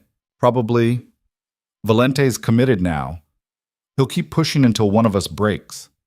Adrian turned to look at her. Which is why I need to know, are you still willing to be part of this? Because it's going to be ugly and public, and there's no guarantee how it ends. Emily thought about everything that had brought her here, about asking a stranger for help in a desperate moment, about learning to stand up for herself instead of running, about choosing to stay when leaving would have been easier. I'm not going anywhere, she said. We finished this together.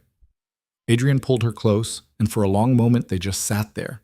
Two people who'd found each other in chaos and decided that was reason enough to fight. Outside, the city hummed with its usual mix of beauty and danger. Somewhere out there, Carmine Valente was probably celebrating what he thought was a victory. He had no idea what was coming for him. And neither, Emily realized, did she. But she knew one thing with absolute certainty. Whatever happened next, she wasn't facing it alone anymore. That had to count for something. The truth started unraveling on a Tuesday morning, 3 weeks after the gala that should have ended everything. Emily was in the estate's library, cataloging a series of photographs Adrian had asked her to examine. Provenance documentation for a collection he was considering acquiring. The work was meticulous, requiring her to cross-reference auction records and historical documents, exactly the kind of detailed analysis that kept her mind occupied. Victor appeared in the doorway, his expression more troubled than she'd seen in weeks. Adrian needs you in his office. Now. The urgency in his voice made Emily's stomach clench. What happened? Just come. Adrian's office looked like a hurricane had hit it. Documents covered every surface. His computer displayed multiple windows of what looked like financial records. And Adrian himself stood at the window with his phone pressed to his ear, his voice low and sharp. I don't care what it costs. Find out who authorized those transfers and when. He ended the call and turned to Emily. We have a problem. What kind of problem? Adrian pulled up an image on his computer, a bank statement with several highlighted transactions. Someone's been moving money through my accounts. Small amounts, carefully hidden in legitimate transfers, but definitely there. You think you're being robbed? I think I'm being framed. He pulled up another document, an invoice for a shipment Emily didn't recognize. These are orders I never placed, using my credentials, my authorization codes. Someone's creating a paper trail that makes it look like I'm trafficking stolen goods. Emily's chest tightened. The painting from the gala? That's what they want people to think. That I didn't just acquire it legitimately, I'm part of a larger smuggling operation. Adrian's jaw was tight. It's sophisticated. Whoever's doing this knows exactly how to make it look credible. Carmine Valente? That would be too obvious. This is cleaner than his usual work. Adrian sat heavily in his chair. But it's definitely connected to him. The timing is too precise to be coincidental. Victor spoke from this doorway. I've been going through security footage. Someone accessed your office here at the estate 2 weeks ago. 3 in the morning. They knew exactly where the cameras were positioned. Inside job, Adrian said flatly. Has to be. No one gets past our security without help. Emily watched Adrian's expression shift, the careful control slipping for just a moment to show something colder underneath. Who has access to this office, besides you and me? 5 people. All of them vetted. All of them loyal. Victor's voice was tight. Or so I thought. Check them anyway. Bank records, communications, travel history. I want to know if any of them suddenly came into money they can't explain. After Victor left, Emily moved closer to Adrian's desk. What happens if they find evidence? Then we have a traitor in my organization, and I deal with it accordingly. And if the framing works, if people believe you're smuggling, Adrian met her eyes. Then everything I've built collapses. My reputation, my business, my ability to protect anyone, including you. That's what they're counting on. The weight of it settled over Emily like a shroud. She'd been so focused on her own problems, on Ryan and the stalking and the fear, that she hadn't considered what it cost Adrian to help her, the attention it drew, the vulnerabilities it exposed. This is my fault, she said quietly. If I hadn't asked for help that night— Stop! Adrian's voice was sharp. You didn't create this situation. You interrupted a meeting, asked for help, and I chose to give it. Everything that followed was my decision. But if Valente is doing this to get to you through me, then he made a miscalculation. Because I don't abandon people under my protection no matter what pressure gets applied. Adrian stood, moving to stand beside her. The question isn't whether I regret helping you. The question is how we prove I'm being framed before the damage becomes permanent. Emily thought about the painting, about the documents she'd been examining all morning. The provenance records. If someone's creating a fake trail, there would be inconsistencies, things that don't match the legitimate documentation. I have people checking that. Do they know art history? Do they know what to look for in authentication records? Adrian paused. No.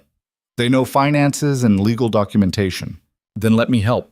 This is what I do. Examine evidence, trace ownership, find the truth in the details. Emily gestured toward the library. If there's a fake trail, I can find where it diverges from reality. For a long moment, Adrian just looked at her. Then he nodded. Victor will get you everything we have. Find the inconsistencies.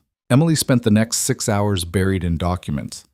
Shipping manifests, auction records, authentication certificates, financial transfers, a massive web of transactions that should have told a coherent story but didn't quite fit together. The first red flag was subtle. A shipping date that predated the auction where the item was supposedly acquired. Small enough to miss if you weren't looking carefully, but definitive proof that someone had fabricated the record. The second was more obvious once she knew what to look for. An authentication certificate signed by an expert who'd retired 5 years before the document was dated. By midnight, Emily had identified 7 separate fabrications in what should have been legitimate provenance documentation. Someone had created an entire false history for multiple items, all designed to make it look like Adrian was knowingly trafficking stolen art. She brought her findings to Adrian, who was still in his office despite the late hour, surrounded by his own investigation. Look at this. Emily spread out the documents she'd marked. These 3 paintings supposedly came from a private collection in Prague, but the collection was sold off in 2019, 2 years before these acquisition dates. And this authentication here, it's signed by Marcus Chen, who died in 2021. These documents are all fake. Adrian leaned forward, studying her work. Can you prove it? I can show the inconsistencies. Whether that's enough to prove someone deliberately fabricated them, I don't know. It's a start. Adrian pulled out his phone, typing rapidly. I'm sending this to my lawyers.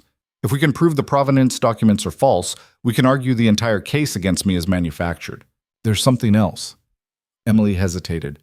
The fabrications are good.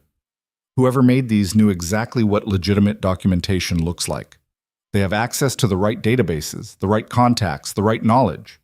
Your point? My point is, this wasn't done by some random forger. This was done by someone in the art world, someone with credentials and connections. Adrian's expression darkened. Someone like the people Valente introduced me to at the gala, maybe. Or someone already in your network who got turned. Emily thought about the careful way the documents had been constructed. Whoever did this wanted to make you look guilty without making it obvious the evidence was planted. That takes skill and inside knowledge. Before Adrian could respond, Victor burst into the office. Found him, Thomas Riley, one of your junior security guys. 24 hours ago, he deposited $15,000 cash into his account. When I asked him about it, he ran. Where is he now? We're tracking him. He's heading south, probably trying to cross into Indiana. Adrian stood. Bring him back. I want to know who paid him and what he gave them. Victor left, and Emily found herself alone with Adrian in the quiet office. Outside, the estate grounds were dark, except for security lights marking the perimeter. You should get some sleep, Adrian said. This is going to be a long night. I'm not tired. You're exhausted. I can see it. Adrian's voice was gentler than usual. Go rest. I'll let you know when we have Riley. Emily should have argued, should have insisted on staying. But the adrenaline that had carried her through the day was fading, leaving only bone-deep weariness. She made it to her room before the shaking started. The full weight of what they were facing crashed over her. Adrian being framed, a traitor in his organization, Valente still out there planning his next move, and Ryan somewhere in the city waiting for his next opportunity. Too many enemies, too many angles of attack. She was sitting on the edge of her bed trying to steady her breathing when her phone rang. Unknown number. Against her better judgment, she answered. Emily Carter? A woman's voice, unfamiliar. My name is Julia Hammond. I'm an investigative journalist with the Tribune. I'd like to ask you some questions about your relationship with Adrian Volkov. Emily's blood went cold. How did you get this number? I have sources. Miss Carter, I'm working on a story about Mr. Volkov's business practices. I understand you've been staying at his estate for several weeks. Can you comment on the nature of your relationship? No comment. I also understand you were present at the Sinclair Gala 3 weeks ago when Mr. Volkov acquired a painting that's now at the center of a smuggling investigation. Were you aware of the painting's questionable provenance? I'm not discussing this with you. Ms. Carter, if you're being coerced or held against your will... Emily hung up, her hands shaking. Before she could process what had just happened, Adrian appeared in her doorway. Julia Hammond just called you, he said. It wasn't a question. How did you know? Because she called me 5 minutes before that. And my lawyers, and the police, and apparently half the city. Adrian's expression was grim. Someone leaked the investigation to the press. By morning, this will be front-page news. What do we do? We get ahead of it, control the narrative before Valente's version becomes the accepted truth. Adrian pulled out his phone. I'm calling a press conference for tomorrow. If I'm going to be accused in public, I'm defending myself in public. Is that smart? Won't that just draw more attention? The attention's already here. Now we decide what people see. Adrian met her eyes. But I need to know. Are you willing to stand beside me when I do this? Because the questions won't just be about me. They'll be about you, about why you're here, about our relationship. Emily thought about the journalist's questions. about how quickly speculation would turn ugly. What do you want me to say? The truth. That I helped you when you needed it, and you're helping me now. That whatever relationship we have is built on mutual respect and choice. Adrian's voice was steady. But if you'd rather stay out of it, I understand. This isn't your fight. Yes, it is. The words came out stronger than Emily expected. Valente came after you because you helped me. Ryan's still out there because you protected me. Everything that's happening is connected to me being here. So yes, I'll stand beside you. Something shifted in Adrian's expression. Relief, maybe, or respect. Tomorrow morning, then, 8 a.m. We make our case. The press conference was held in the ballroom of a downtown hotel, cameras and reporters packed into every available space. Adrian had dressed in a perfectly tailored suit, projecting controlled authority. Emily wore a simple dress Victor had somehow acquired in her size, looking professional and composed even though her stomach churned. Adrian spoke first, his statement carefully crafted by lawyers who'd worked through the night. He acknowledged the investigation, denied any wrongdoing, and presented evidence of fabricated documents. He named Carmine Valente as the likely source of the frame job, laying out the timeline from the gala confrontation to the planted evidence. Then he introduced Emily. Ms. Carter is an art restoration specialist who's been consulting on authentication issues related to this investigation, Adrian said, the lie smooth and practiced. She's identified multiple inconsistencies in the provenance documentation that prove the records were falsified. Emily stepped forward, her prepared notes trembling slightly in her hands. She explained the technical aspects, the impossible dates, the forged signatures, the historical inconsistencies. She made it sound professional and detached, like she was just an expert doing her job. The questions came fast and pointed. Ms. Carter, how long have you been working with Mr. Volkov? Several weeks? And you're currently residing at his estate? Yes. In what capacity? Emily felt Adrian tense beside her. This was the question they'd prepared for, the one designed to make their relationship sound improper. Mr. Volkov has provided security consultation while I deal with an unrelated personal matter, she said carefully. That arrangement has no bearing on my professional assessment of the documents in question. What personal matter requires you to live at his estate? That's not relevant to today's discussion, isn't it? You're asking us to trust your professional judgment while you're personally involved with the man you're defending. Adrian stepped forward. Ms. Carter's personal life is not on trial here. The evidence speaks for itself. Documents were fabricated, records were falsified, and someone went to significant effort to make me look guilty of crimes I didn't commit. That's the story.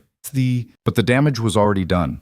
Emily could see it in the reporters' faces, hear it in the whispered conversations.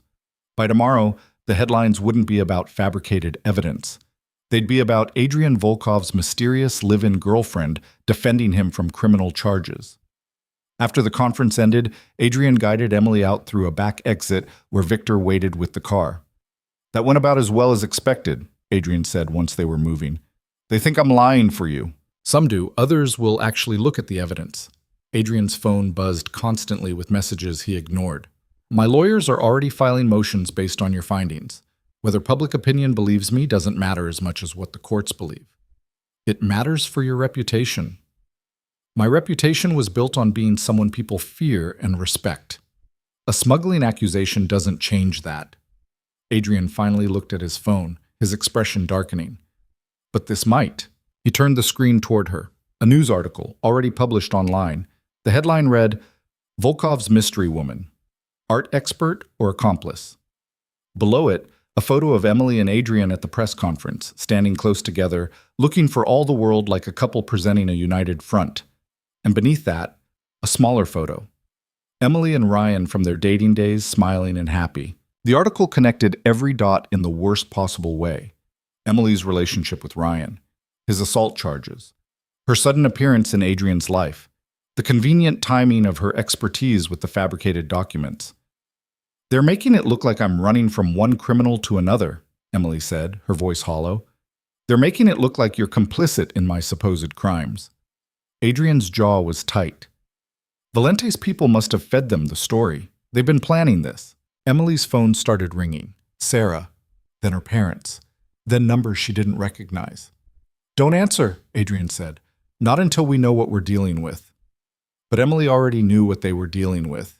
Her name was now permanently linked to Adrian Volkov in the public record. Whether the charges stuck or not, whether they proved the frame job or not, she would always be that woman who defended the mobster. Her career, her reputation, her quiet life restoring art and peaceful obscurity, all of it was burning down around her. I'm sorry, Adrian said quietly. I should have anticipated they'd come after you. You tried to keep me out of it. Not hard enough.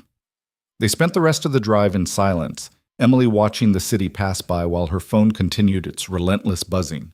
By the time they reached the estate, there were already news vans parked outside the gates. Victor cursed under his breath. They're like vultures. They're doing their jobs, Adrian said. Badly, but still. He turned to Emily. I'm having Victor take you to a secondary property. Somewhere the press doesn't know about. You'll be safe there until this dies down. I'm not running away again. You're not running. You're strategically relocating while I handle the media circus. No? Emily surprised herself with her certainty.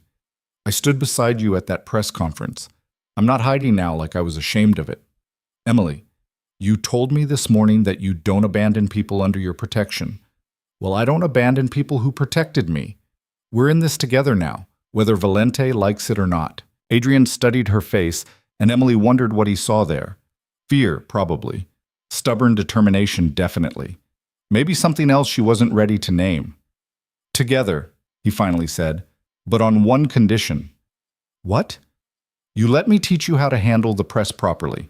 Because that performance today was brave but sloppy, and next time they'll eat you alive if you're not prepared.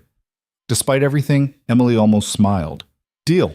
They made it through the gates just as the news van's cameras started rolling, capturing the moment Adrian Volkov and his mysterious art expert disappeared behind walls that kept the rest of the world firmly outside. Inside those walls, Emily finally let herself acknowledge what she'd been avoiding for weeks. This wasn't temporary anymore. This wasn't just about surviving Ryan or clearing Adrian's name.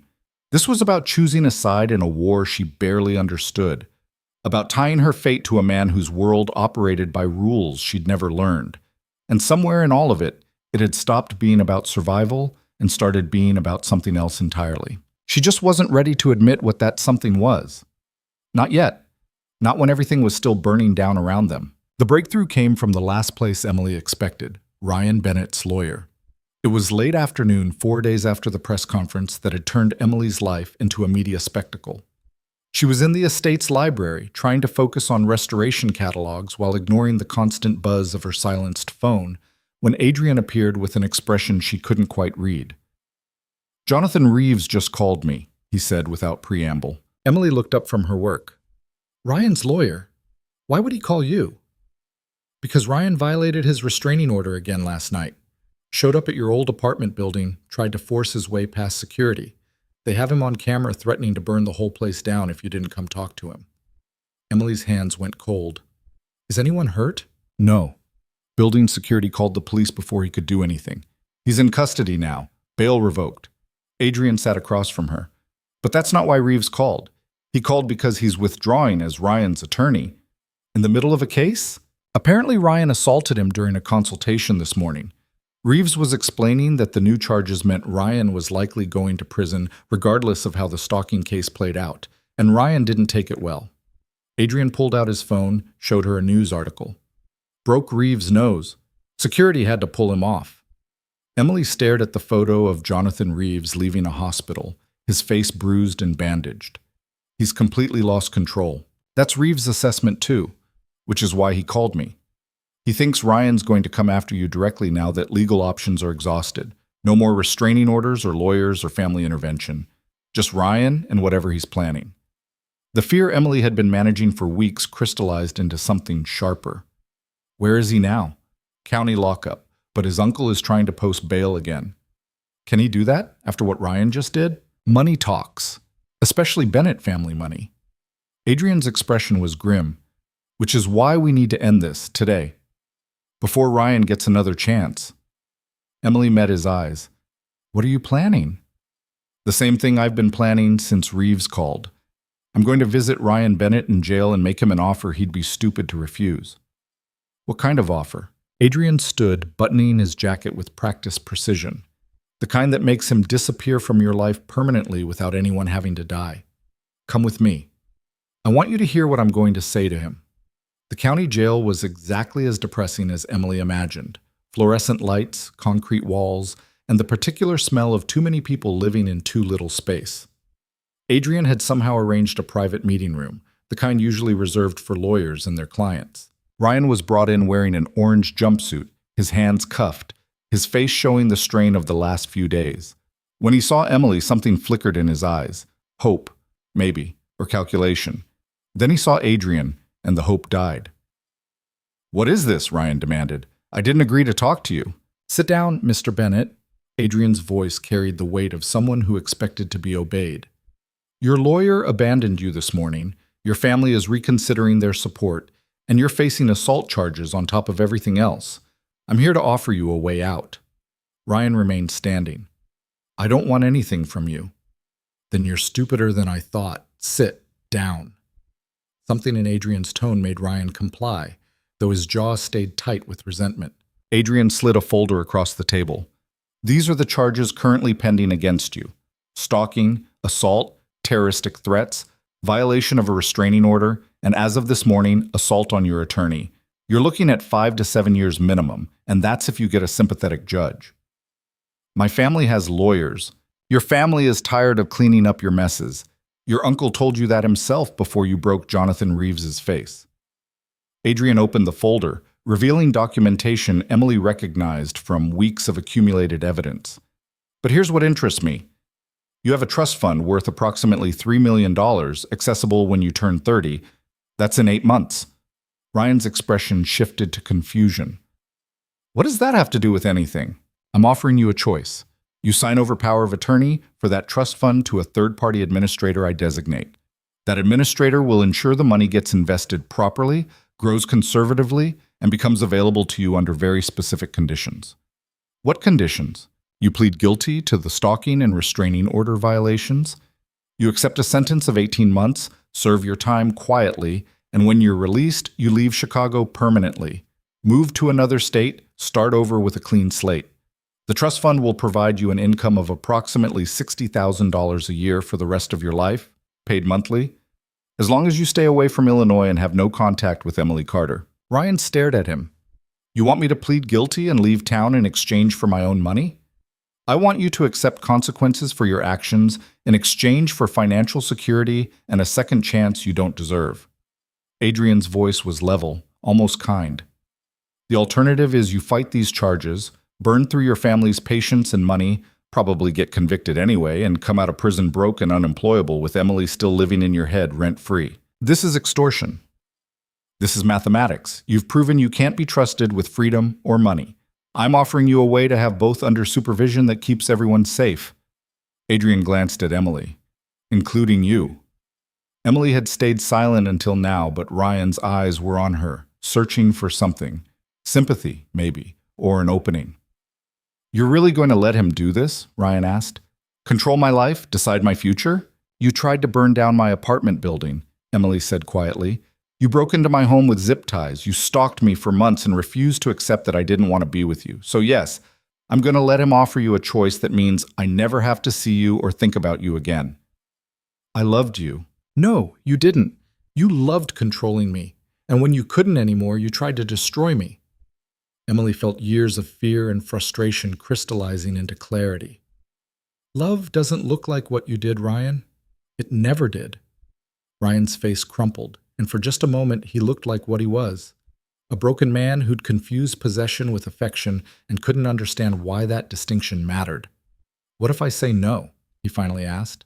"Then you go to trial, you probably lose, and you spend the next 5 to 7 years in prison while your trust fund sits untouched and your family moves on without you."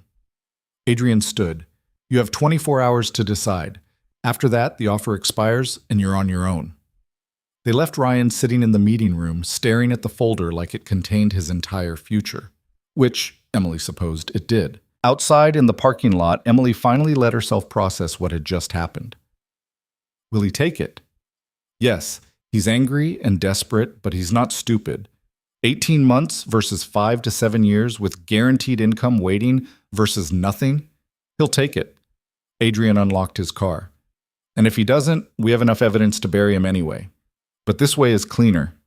You're giving him a second chance. I'm removing him as a threat while acknowledging he's still human. There's a difference. Adrian paused before getting in the car. People like Ryan don't change, Emily, but they can be managed, contained, given incentives to stay away from the people they've hurt. That's the best we can do. Emily thought about that as they drove back through Chicago streets that had started to feel familiar again. Adrian wasn't saving Ryan or redeeming him. He was just making it more profitable for Ryan to be someone else's problem. It was practical, ruthless, and probably the only solution that didn't end with someone in the ground. "Thank you," Emily said. Adrian glanced at her. "For what?" "For finding a way that wasn't option 3. Something shifted in his expression. Relief, maybe, or respect. "You made that choice weeks ago. I'm just following through."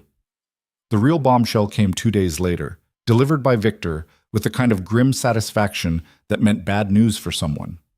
"Thomas Riley talked," Victor announced, dropping a thick file on Adrian's desk. "Told us everything about who hired him and what he was paid to do." Adrian opened the file, Emily reading over his shoulder.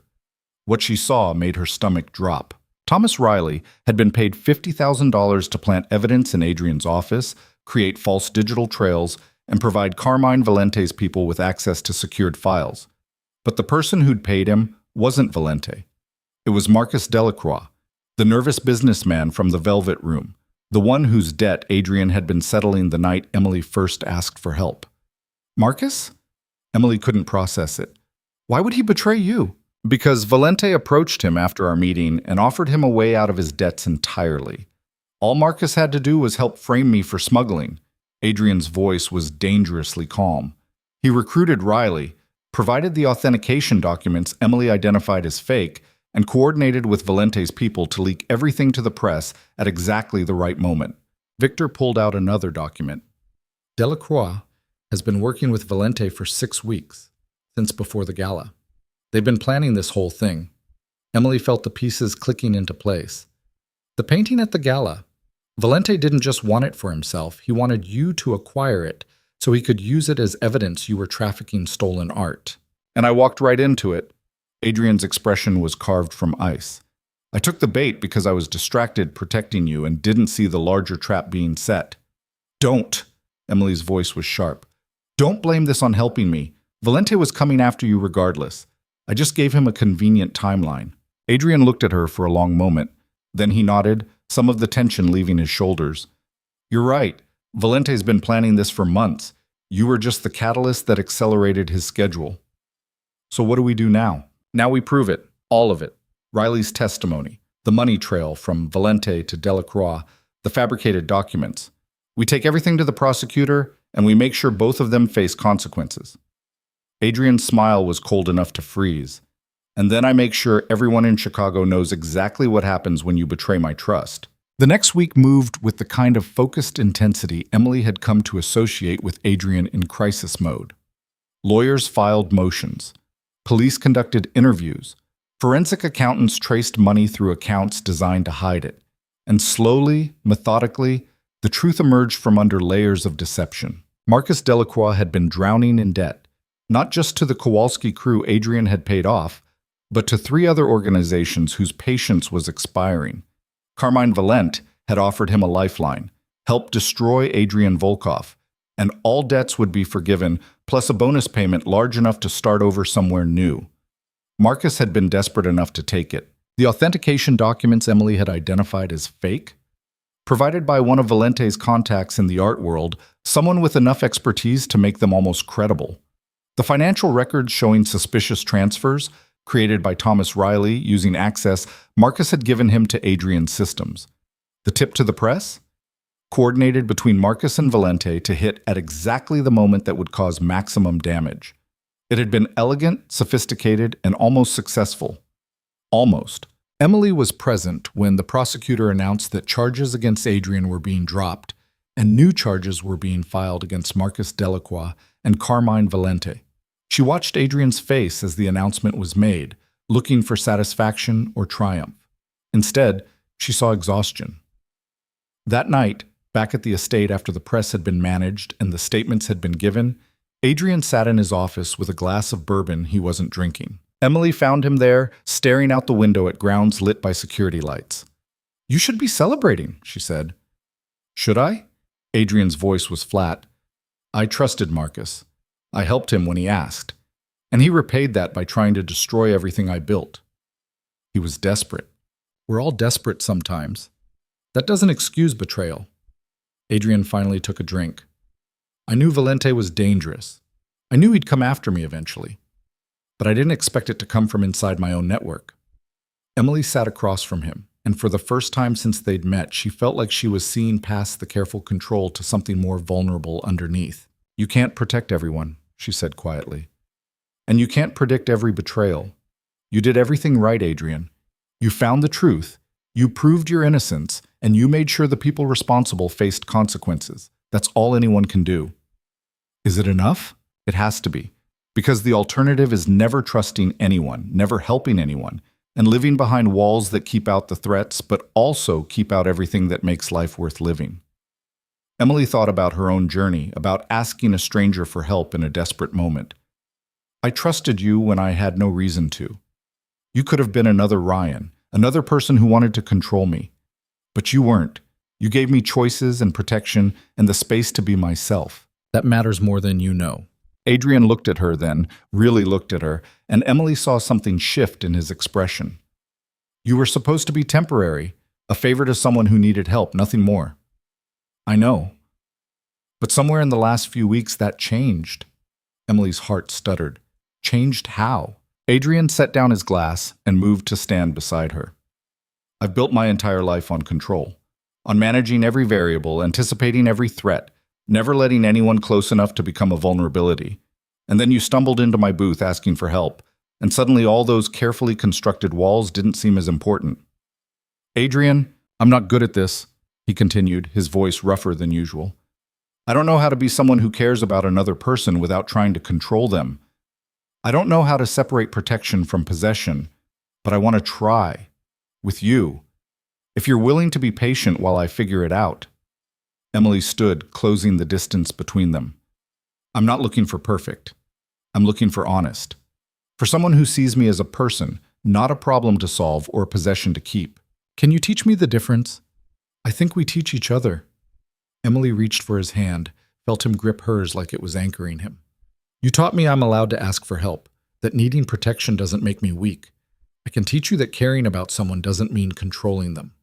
Adrian pulled her closer, his other hand coming up to cup her face with a gentleness that contradicted everything his reputation suggested he was capable of. "I'm going to make mistakes. So am I. I come with complications most people wouldn't accept. And I come with an ex who tried to burn down buildings and trauma I'm still processing. We're both works in progress." Adrian smiled then, a real smile that transformed his entire face. "Works in progress. I can live with that." When he kissed her, it wasn't the desperate collision Emily had imagined in weaker moments. It was careful and questioning, giving her space to pull away if she wanted, waiting for her to choose. Emily chose to stay. They spent the next hour talking through logistics and boundaries, about what a relationship between them might actually look like beyond crisis management and shared enemies. Adrian offered to reduce her security detail now that Ryan was accepting the plea deal and leaving Chicago. Emily countered that she'd like Victor to stay on, at least until she felt comfortable going places alone again. Adrian promised to consult her before making decisions that affected her life. Emily promised to tell him when his protective instincts crossed into controlling territory.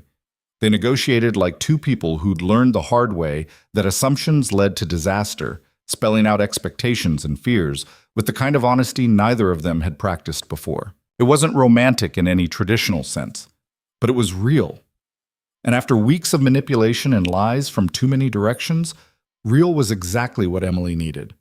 The final piece fell into place 2 weeks later when Ryan Bennett accepted Adrian's offer. Guilty plea, 18 months, permanent relocation after release, and the trust fund arrangement that would keep him financially stable as long as he stayed away. Emily didn't attend the sentencing. She'd said everything she needed to say in that jail meeting room. Instead, she was at her studio, back to work full-time, restoring a 17th century portrait that had been damaged in a fire. Sarah appeared at her workstation around noon with coffee and the kind of expression that meant she had questions. "So," Sarah said, drawing out the word, "you and Adrian Volkov." Emily didn't look up from her work. "Me and Adrian Volkov? That's really happening? Like, officially happening?" "We're seeing where it goes." "Emily, he's not exactly a seeing where it goes kind of guy." "Then maybe I'm teaching him to be." Emily finally met her friend's eyes. "I know what you're thinking, that I jumped from one dangerous relationship into another, that Adrian's just a different version of control and manipulation." "Is he?" Emily thought about the question seriously. "No, he's someone who's used to having power and doesn't always know the difference between protection and possession. But he's learning. We both are. And if he can't learn, if he turns out to be just as controlling as Ryan, then I leave. I know what that looks like now. I know the warning signs, the red flags, the patterns, and I know I'm strong enough to walk away." Emily returned to her painting. "But I also know what real protection looks like, what it means when someone gives you choices instead of ultimatums. Adrian did that, even when it cost him." Sarah was quiet for a moment. Then she smiled. "Okay, but if he ever makes you feel like Ryan did, you tell me. I'll help you hide the body." Emily laughed, surprising herself with how good it felt. "Deal." That evening, Adrian picked her up from the studio. Victor drove them to a restaurant Emily had mentioned wanting to try months ago, the kind of detail Adrian had apparently filed away and remembered. Over dinner, they talked about Emily's work, about a new collection Adrian was considering, about the upcoming trial for Marcus Delacroix and Carmine Valente. They talked like two people getting to know each other without the pressure of crisis forcing intimacy. After dinner, Adrian drove them to the lakefront, where the city lights reflected off water and the world felt bigger than their individual problems. "I got an offer this week," Emily said. "The Art Institute wants me to consult on their restoration program. It's a significant position, good money, a chance to work with pieces I've only read about. Are you going to take it?" "I'm thinking about it. It would mean less time at the studio, more public profile. I wasn't sure I wanted that after everything with the press." Adrian was quiet for a moment. "The press was brutal because they smelled scandal. But the scandal's over now. You proved your expertise, cleared my name with your analysis, and showed everyone you're more than just Volkov's mystery woman. If you want the position, take it. Don't let other people's misconceptions limit your choices." Emily looked at him, this man who'd upended her life in the best and worst ways, who'd protected her and challenged her, and forced her to recognize her own strength. "What about us?" she asked.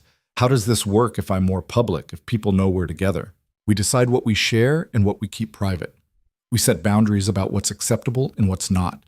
We deal with complications as they come instead of avoiding them." Adrian reached for her hand. "I spent too many years isolating myself because it was safer. I'm done with safe if it means I'm alone." Emily squeezed his hand. "I'm taking the position." "Good. You've earned it." They sat in comfortable silence, watching the lake and the city beyond. Two people who'd found each other in chaos and decided to build something deliberate in its aftermath. 3 months later, Emily moved out of Adrian's estate and into her own apartment, a better one than she'd had before, in a building with actual security and windows that didn't face alleyways. Adrian had offered to pay for it, and Emily had refused until they'd negotiated a loan arrangement with actual interest and repayment terms. It was important to her that she maintain her independence, that their relationship exist on equal footing rather than him providing while she accepted. Adrian had understood, even when it clearly frustrated his instinct to simply solve problems with money. Victor helped her move, which mostly meant he directed the actual movers while making sure Emily didn't lift anything heavier than a lamp. Some things, apparently, were non-negotiable. Ryan Bennett was serving his sentence quietly at a minimum security facility downstate.